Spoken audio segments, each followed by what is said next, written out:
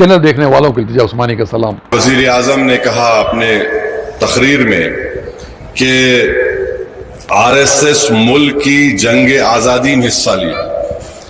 मैं सुन के परेशान हो गया कि ये कहां से ये स्टोरी बना रहे। हमारे वज़ीर आज़म लंबी लंबी छोड़ते अब सारी दुनिया जानती है, मगर ये बोलना वज़ीर आज़म का कि RSS मुल्क की आज़ादी में हिस्सा लिया, तो मालूम ये हुआ कि RSS का एक भी आदमी मुल्क की आज़ादी में अपनी जान नहीं गंवाया, एक भी आदमी। अगर नाम है तो बता दो हमको। RSS का कोई भी आदमी RSS के बनने के बाद जेल को नहीं गया। अब तारीख ये बताती है कि हेगडेवर जो बानी है RSS के, जो आज 100 साल बनाए, RSS बनने से पहले वो कांग्रेस के मेंबर थे, और हेगडेवर बानी है RSS के जो आज 100 साल बनाए।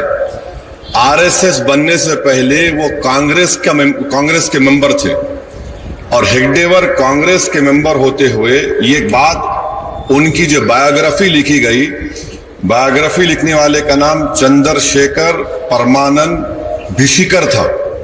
तो उस वक्त हेगडेवर ने, जब RSS बनी नहीं थी, वो अंग्रेजों के खिलाफ, और एहतजाज किस पे करे, खिलाफत मूवमेंट की तायीद में हेगडेवर थे, समझिए आप। तो खिलाफत मूवमेंट की तायीद में थे, तकरीर करे, पकड़े गए, 1 साल जेल में थे।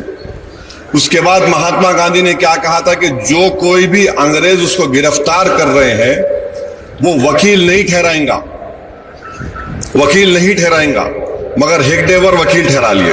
एक ये देखो आप बेचैनी उनकी।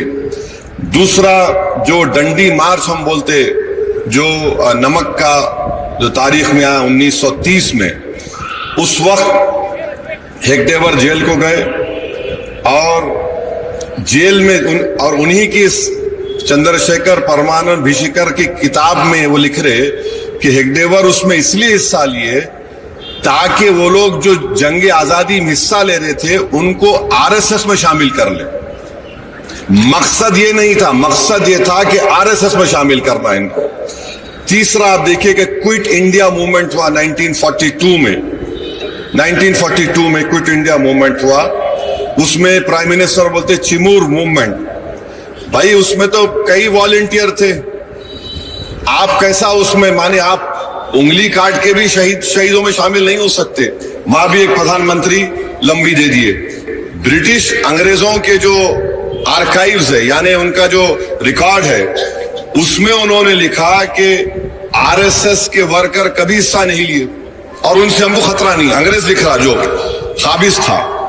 अब चौथी बात यह है कि जब क्विट इंडिया मूवमेंट हो रहा था, क्विट इंडिया मूवमेंट हो रहा था, तो श्यामा प्रसाद मुखर्जी फजलुल हक के साथ डिप्टी CM थे। और फजलुल हक कौन था? ये वो आदमी था फजलुल हक जिसने मुस्लिम लीग की इजलास में पाकिस्तान बनाने का रेजोल्यूशन मूव किया, और श्यामा प्रसाद मुखर्जी उसके साथ डिप्टी CM थे। ये 4 चीजें, इसका जवाब भारत के प्रधानमंत्री नहीं देंगे। फिर ऑर्गेनाइजर एक RSS की मैगजीन है, 1947 14 अगस्त RSS अपनी मैगजीन में लिखा कि ये जो हमारा तिरंगे के 3 रंग है, 3 रंग है ना, उसमें लिखा कि ये जो 3 रंग है ये अशुभ है। अशुभ है कहा, ये एक बात हो गई। ये भी हमारे प्रधानमंत्री को मालूम, मगर डाल दे रही है, गूगली डाल रहे। RSS ने क्या लिखा कि हमको ये संविधान की जरूरत नहीं है। ऑर्गेनाइजर में लिखा हमको मनुस्मृति चाहिए। मनुस्मृति मुसलमानों का नहीं है, वो तो हमारे हिंदू भाइयों के खिलाफ है। अच्छा, फिर सावरकर ने एक टेलीग्राम दिया था। टेलीग्राम किसको दिया था? अंग्रेज क्वीन को, बहुत बड़े मुजाहिदी आजादी, कि आप ये सब क्या कर रहे हैं, आप नेपाल के बादशाह को दे दो ये मुल्क, उनको किंग बना दो, उन हिंदुओं के किंग है। ये तारीख है, हमको एक एक चीज मालूम। आज वजीर आजम ये जो बात कर रहे हैं ना, ये बिल्कुल गलत है। अच्छा, ये जो गोलवालकर आरएसएस के दूसरे सदर थे, यानी उनको सर संचालक बोलते। उनकी किताब है बंच ऑफ थॉट्स। वजीर आजम जो तारीफ कर रहे आरएसएस की, बंच ऑफ थॉट्स में आरएसएस गोलवालकर की किताब, यानी बंच ऑफ थॉट्स उनके लिए बहुत बड़ी किताब है। उसमें उन्होंने कहा कि इस मुल्क में दाखिली खतरा अगर किसी को है तो ईसाइयों से, मुसलमानों से और लेफ्ट यूनियन से है। अगर याद रखो, सिर्फ 4 पॉइंट बोला हूं, अगर पूरे तारीख के साथ बोलूंगा तो आपको शर्मिंदगी होगी, आपको बहुत शर्मिंदगी होगी।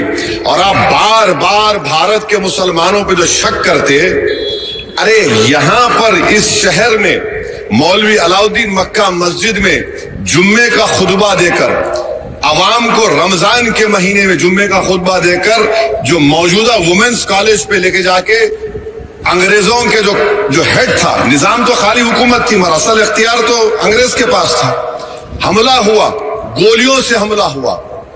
तो तुर्रेबाज खान और मौलवी अलाउद्दीन कहीं छुपे, फिर मौलवी अलाउद्दीन पकड़े गए। तो काला पानी का पहला कैदी कौन था? हैदराबादी था, मौलवी अलाउद्दीन रहमतुल्लाह अलैह। वहीं पर इंतकाल हो गया। तुर्रेबाज खान की लाश को गोली मारकर सुल्तान बाजार में लाके 4 दिन तक लटकाए। तो ये तारीख है हमारी। तो आज वजीर आजम इस तरह की बात कर रहे हैं, बड़ा अफसोस हो रहा है हमको। वजीर आजम देश को बता दे, आरएसएस की इतनी तारीफ करते ना, आरएसएस जो रोज दुआ पढ़ते वो क्या है उसमें? जो रोज दुआ पढ़ते, प्रार्थना जो बोलते, क्या है उसमें? आरएसएस का जो मेंबर बनता, जो उसको हल्फ लेना पड़ता, वो हल्फ भारत के संविधान के खिलाफ है।